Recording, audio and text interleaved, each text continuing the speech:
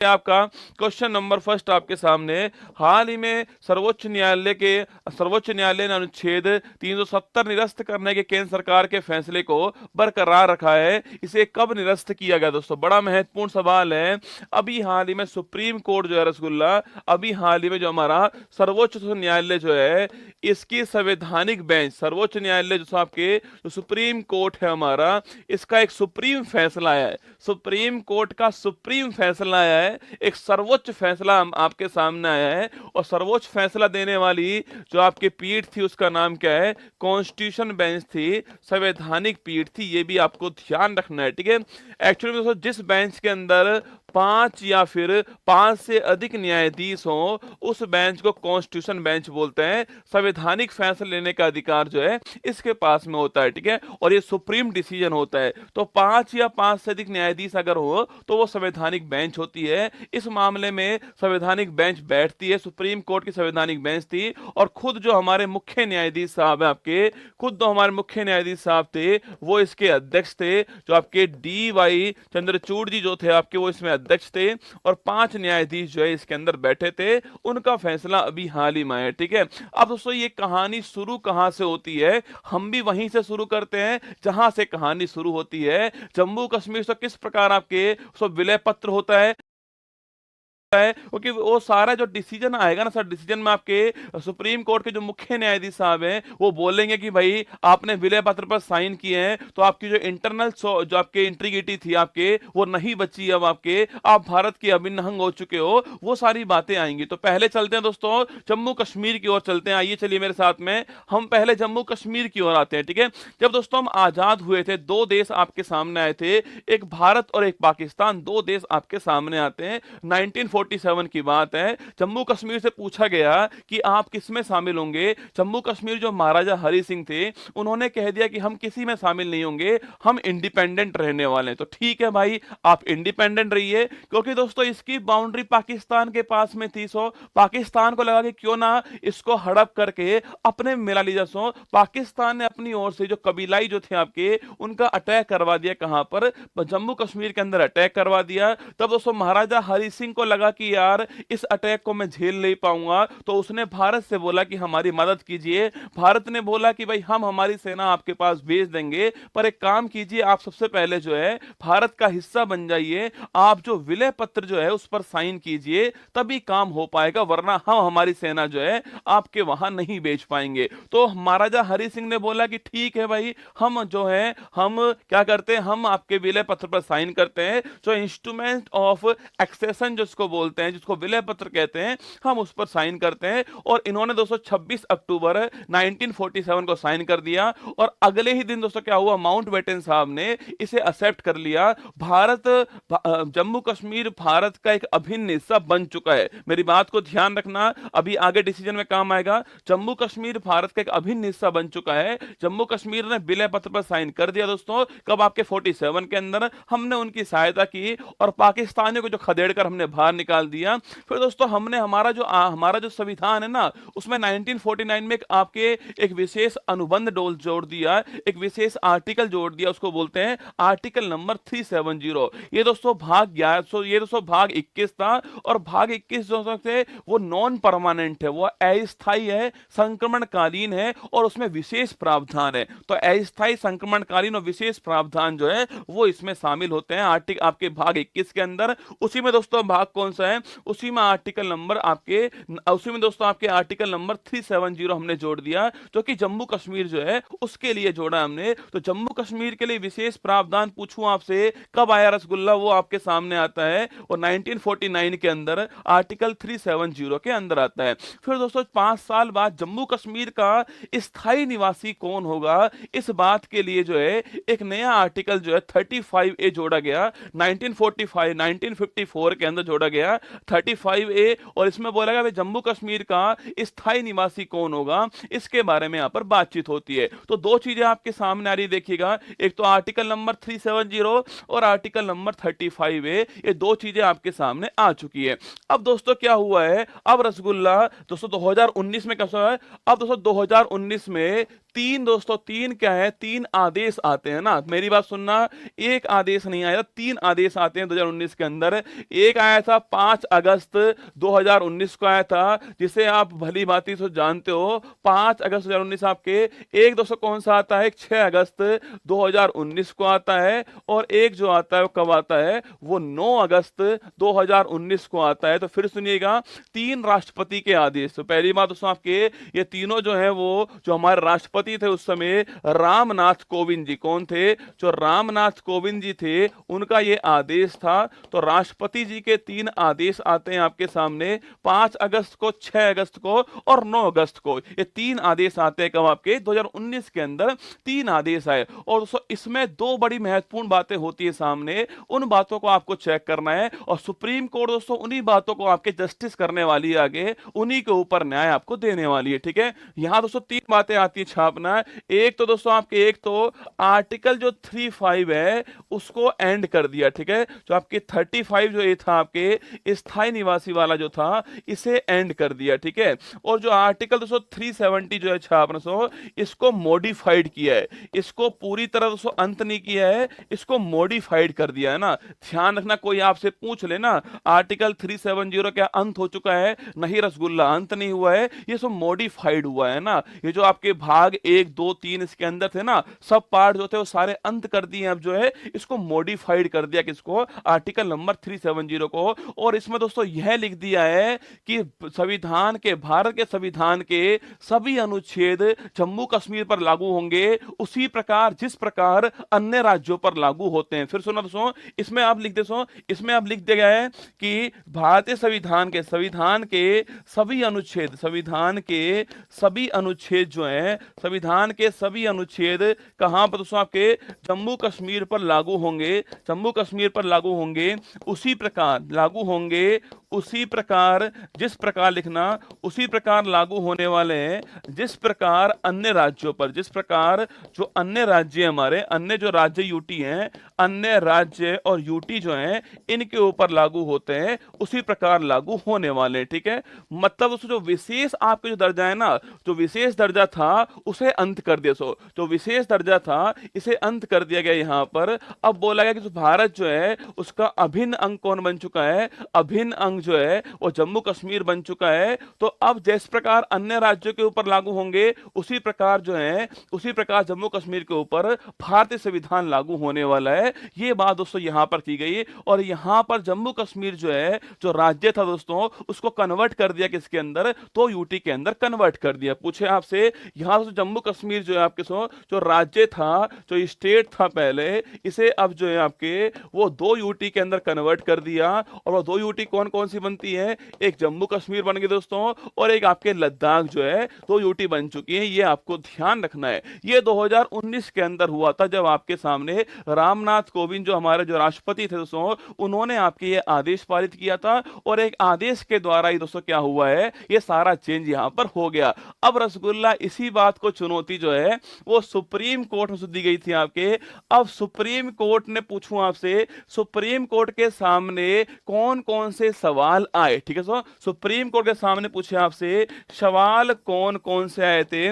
पहली बात दोस्तों, क्या आर्टिकल 370 जो है, जो आर्टिकल 370 है वो अस्थायी था या स्थायी था, पहला सवाल। ठीक है, आर्टिकल 370 जो है यह अस्थायी था या स्थायी था, ये पहला सवाल है कि भाई ये परमानेंट था या नॉन परमानेंट था। पहले तो ये डिस्कस कीजिए कि इन दोनों में से क्या होने वाला है। पाकिस्तान की स्थिति बताऊंगा रसगुल्ला, चिंता मत करो, एक दिन दोस्तों पाकिस्तान भी ऐसे ही पढ़ाऊंगा आपको, है ना, आप चिंता मत करो। ठीक है, सेकंड पूछूं आपसे, सेकंड दोस्तों ये था कि चलो ठीक है, जो भी था, जो राष्ट्रपति आदेश से समाप्त हुआ है, क्या ये संविधान के दायरे में है या नहीं है। सेकंड पॉइंट जो आपके राष्ट्रपति आदेश से, केवल राष्ट्रपति आदेश से जो एक कार्य हुआ है, क्या यह संविधान के, क्या यह संविधान के दायरे में हुआ है या संविधान के दायरे में नहीं हुआ है, यस या नो, ये भी आपके सामने पॉइंट था। ठीक है, जो भी राष्ट्रपति आदेश से कार्य हुआ है ये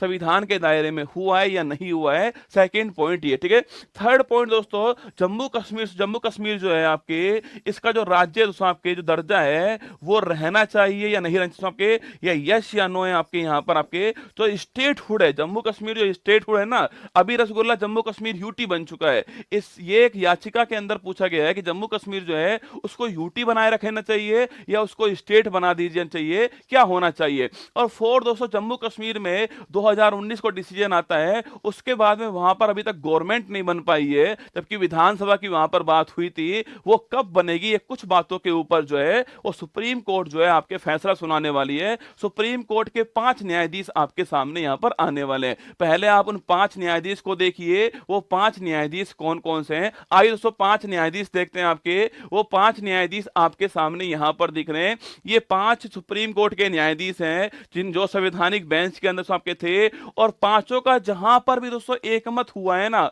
हम उन मुद्दों के ऊपर बात आपसे करने वाले। ठीक है, जिसमें रसगुल्ला हमारे मुख्य न्यायाधीश आपके DY चंद्रचूड़ साहब शामिल था आपके, इसके अलावा जस्टिस संजीव खन्ना जी शामिल है, जस्टिस सूर्यकांत जी शामिल है इसके अंदर, ये शामिल दोस्तों इसके अंदर, जस्टिस SK कौल जो है वो शामिल है इसके अंदर, और जस्टिस VR गवई जो है। ये 5 न्यायाधीश आपके सामने, चंद्रचूड़ साहब जी है, संजीव खन्ना जी है, सूर्यकांत जी है, जस्टिस SK कौल जी हैं, और VR गवई जो है। 5 न्यायाधीश जो हैं वो आपको दिख रहे हैं यहां पर। ये संवैधानिक बेंच थी, इसका डिसीजन जो है वो कल 11 दिसंबर 2023 को डिसीजन सामने से आने वाला है। और डिसीजन दोस्तों जो आता है उसकी हर बात को ध्यान से सुनना।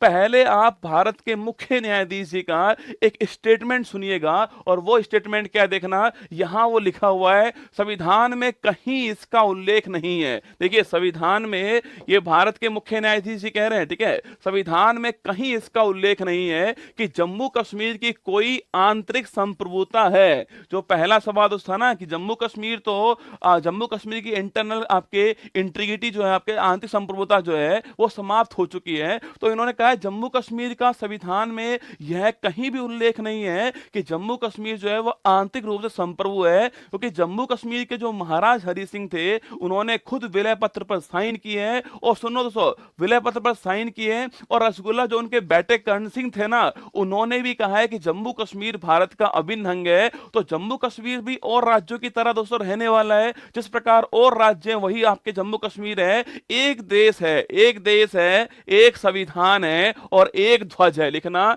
एक देश है, एक देश है, एक संविधान है, एक संविधान है और एक ध्वज है। क्या है? एक ध्वज है। ऐसा नहीं होगा कि देश के अंदर एक और संविधान हो, देश के अंदर जो है एक और ध्वज हो। एक ही देश होगा, भारत होगा, उसका एक संविधान होगा, कॉन्स्टिट्यूशन ऑफ इंडिया होगा, और जो है उसका एक ध्वज होगा जो कि भारत का तिरंगा होगा। इसके अलावा और कुछ नहीं होगा। ये 3 ही संप्रभु हैं। क्या? ये 3 ही संप्रभु हैं, एक देश, एक ध्वज और एक आपका संविधान। ये 3 चीजें क्या है? संप्रभु है। ठीक है, युवराज कर्ण सिंह की साल 1949 में की गई उद्घोषणा और संविधान से इसकी पुष्टि होती है कि संविधान के अनुच्छेद 1 के तहत ही जम्मू कश्मीर भारत का अभिन्न हिस्सा बन गया है। आर्टिकल नंबर 1 के अंदर आपने जम्मू कश्मीर को लिखवाया है, मतलब जम्मू कश्मीर जो है वो भारत का अभिन्न हिस्सा है। ये तय हो चुका है, संविधान में लिखा हुआ है। और जब वो संविधान जो वो भारत का अभिन्न हिस्सा है तो ये तीनों चीजें फॉलो वहां पर होंगी। एक देश, एक संविधान, एक ध्वज होगा। मैं चाहता हूं कि आप एक बार भारत के मुख्य न्यायाधीश के इस स्टेटमेंट के लिए जोरदार तालियां बजानी चाहिए इनके लिए कि एक देश, यही दोस्तों फीलिंग्स तो है, अखंड भारत की जो फीलिंग है, यही रसगुल्ला फीलिंग चाहिए हमें कि एक देश है, एक संविधान है, एक ध्वज है हमारा, और वो है हमारा भारत। ठीक है, तो सब पहला पॉइंट आपके जो डिसीजन जो आता है सामने जो सुप्रीम कोर्ट का जो निर्णय सामने आता है उसका पहला पॉइंट ये है। पहला पॉइंट ये है कि जम्मू कश्मीर जो है, जम्मू कश्मीर आपके, इसके पास कोई आंतरिक संप्रभुता नहीं है, इसकी कोई संप्रभुता नहीं है, क्योंकि इसने विलय पत्र पर साइन किए हैं, इसने विलय पत्र पर साइन किए हैं। और दोस्तों इन्होंने माना है कि जो जम्मू कश्मीर है वो भारत का अभिन्न हिस्सा है। ये आर्टिकल नंबर जो 1 है हमारा, जो हमारा आर्टिकल नंबर 201 है ना, हमारा तो आर्टिकल नंबर 201 है, और जो जम्मू कश्मीर जो संविधान था उसका आर्टिकल नंबर 3 था, उसमें लिखा लिखा हुआ है जम्मू कश्मीर भारत का अभिन्न हिस्सा है। जब तुम मान चुके हो तो फिर क्या संप्रभुता की बात कर रहे हो? संप्रभु तो केवल भारत ही है ना। पहला डिसीजन आपके सामने ही है। सेकंड दोस्तों पूछा गया है यहां पर कि जो भाई जो राष्ट्रपति साहब ने जो कार्य किया है, जो आदेश जारी किया है, क्या वो संविधान के दायरे में है? तो इन्होंने बोला है कि बिल्कुल राष्ट्रपति ने जो आदेश जारी किया था 2019 के अंदर जो है वो तीन जो आदेश आए थे वो संविधान के दायरे में क्या है,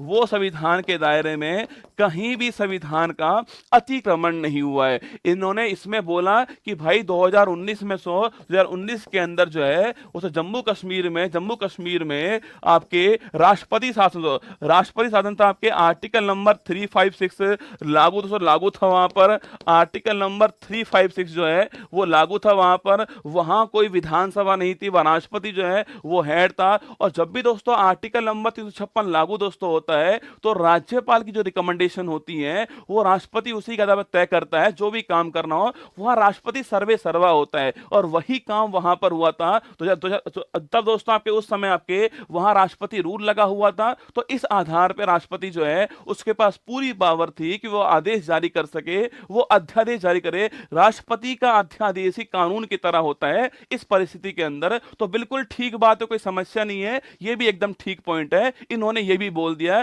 कि राष्ट्रपति ने जो कार्य किया है वो संविधान के दायरे में, वो अलग नहीं है। ये भी आपको ध्यान रखना है, ठीक है। थर्ड पॉइंट दोस्तों कहा कि जो आर्टिकल 370 है वो अस्थायी दोस्तों क्या है, वो स्थायी नहीं है, वो अस्थायी है, वो नॉन परमानेंट प्रोविजन है, अस्थायी संक्रमणकालीन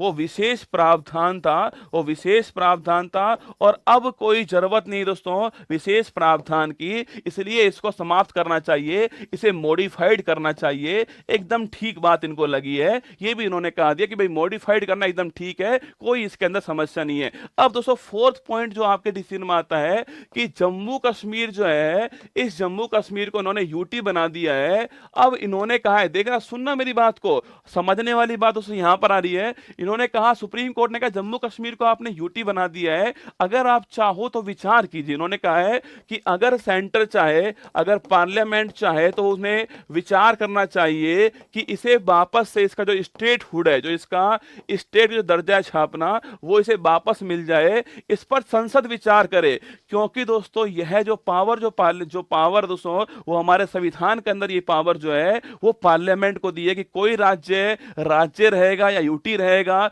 या राज्यों की सीमा चेंज होगी, या आपके दो राज्य एक राज्य बनेंगे। ये सारी पावर जो है आर्टिकल नंबर 2 और 3 में ये सारी जो पावर है आपके, वो सारी पावर पार्लियामेंट के आस में है। इसलिए सुप्रीम कोर्ट ने दोस्तों ये नहीं कहा है कि भाई आप वापस से जम्मू कश्मीर का राज्य दर्जा दीजिए।